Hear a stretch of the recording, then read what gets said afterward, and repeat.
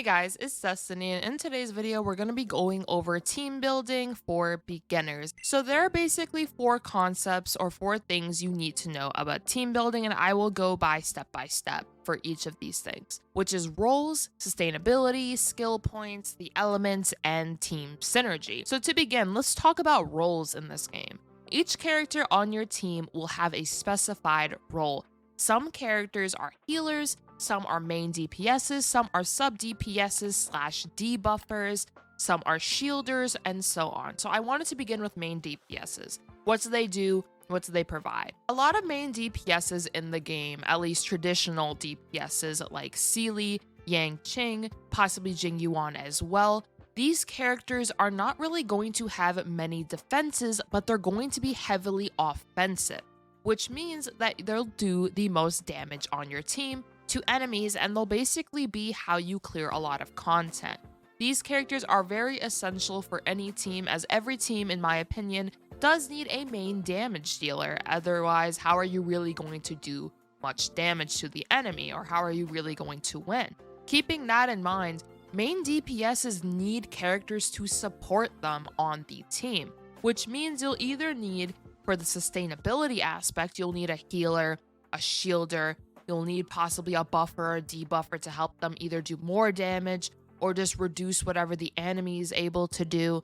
So there are a lot to keep in mind with that. But for the main DPS, it's pretty basic. You just want to build them to where they do as much damage as possible for the most part with majority of DPSs, and they'll just be able to be your main. I guess if you were to think of them as a main character on your team, they're the main one who will do majority of the work against enemies. Now let's get into the healers and the sustainability of your team. Healers are very important in this game, or shielders. You could possibly also use both on a team, since enemies do a lot of damage in this game, and they'll always get their turn in this game unless you're able to one turn wipe them before they could do anything, but that typically will not happen, especially in the harder modes in the game. When you get further in Simulated Universe or Forgotten Hall, you will not be doing as much damage to enemies. You will need sustainability in order to win these fights. You'll need to be able to stay on the field longer, especially for a game mode like Forgotten Hall. You'll need shielders and you'll need healers because you need to have two separate teams, since you'll fight two different sets of enemies in both of those, similarly to the Spiral Abyss in Genshin Impact. So healers and shielders are by far probably some of the most important characters in this game. You need a way to be able to sustain yourself and be able to stay on the field as long as possible in case you need it. Your main DPS might not be able to defeat everything in their path, or it might be a really long fight. In that case, you really need your shielder to keep them well and healthy, similarly to how your healer does it. We do get a free shielder and a free healer, which the free shielder is March 7th. You get her very early on in the game, which is awesome.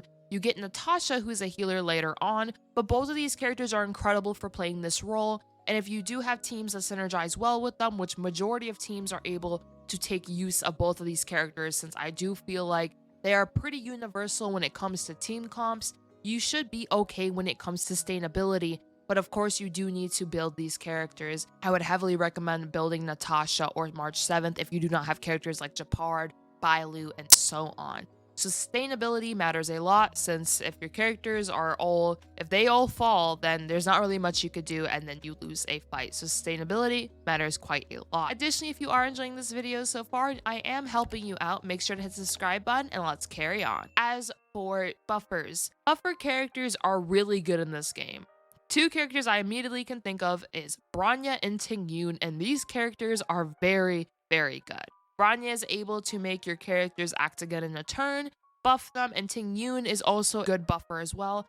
Tingyun is more oriented though for lightning characters, but Tingyun can be used with anybody as well. She just gives an extra bonus to lightning characters. So Jing Yuan would absolutely appreciate a character like Tingyun, and buffer characters are really good. They just allow you to do a lot more damage. It will be a considerable amount of damage difference if you do have a buffer versus if you don't have a buffer, and they're just really good for that role, for making sure you ensure those KOs and make sure that the team is good, and making sure possibly your defenses are higher, your crit damage is higher, whatever it may be. And lastly, let's go over the sub DPS and the debuffer role. A lot of debuffers in this game can actually play the role of a sub DPS. Characters that come to mind are Pela, Welt, possibly even Silverwolf, since they are able to debuff the enemy's defenses, attack, speed, whatever it may be. They all do something different, but they are really good for being able to handle enemies. If you're able to reduce the enemy's attack, cool. That means now your sustainability is actually higher because now they're not attacking you as much, or rather not doing as much damage. When it comes to a character like Welt, his main goal is to make sure that enemies take forever to attack in turn order. So you can try to ensure that all your characters go first before the enemy even gets to lay a finger on you. This is really good for sustainability as well, since you'll be able to live longer and also be able to dish out as much damage as you can before the enemy can even get to you. Characters like Silverwolf is really good because she'll be able to basically inflict a weakness type debuff onto the enemy, where basically an ally's attack will able to do super effective like damage against the enemy. So let's say your team is full of lightning characters, which I believe she will possibly be able to enable mono comps. She'll be able to basically inflict that lightning weakness onto an enemy, and those characters who are part of a lightning element will be able to do a lot of damage to those toughness meters and be able to clear against those enemies quicker. Pela is able to reduce defense, so she's also really good, and a really good 4-star option as well for just a general debuffer and sub DPS. So all of these roles honestly matter quite a lot for being able to create a team.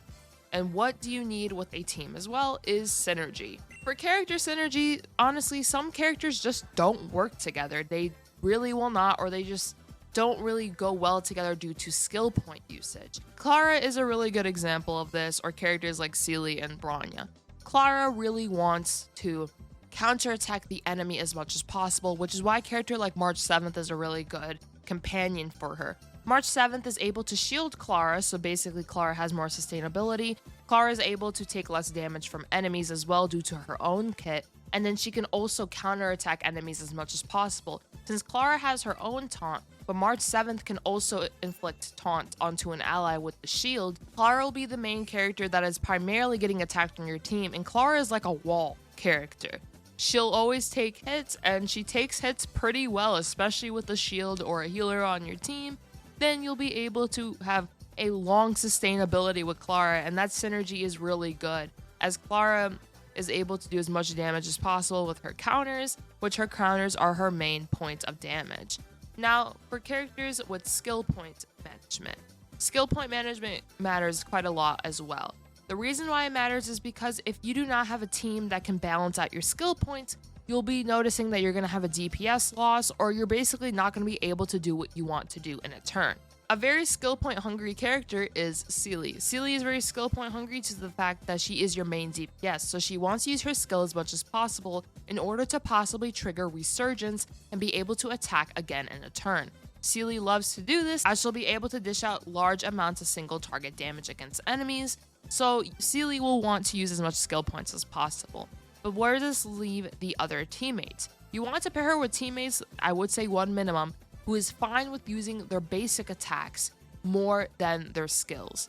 Shielders and healers are possibly able to use their normal attacks a bit more, but the thing is, you really don't want a character like Seely to get attacked too much, due to the fact that most of her stats are primarily in her attack stats. It's not really in her defenses, so she isn't going to be taking up hits as well as a character like Clara.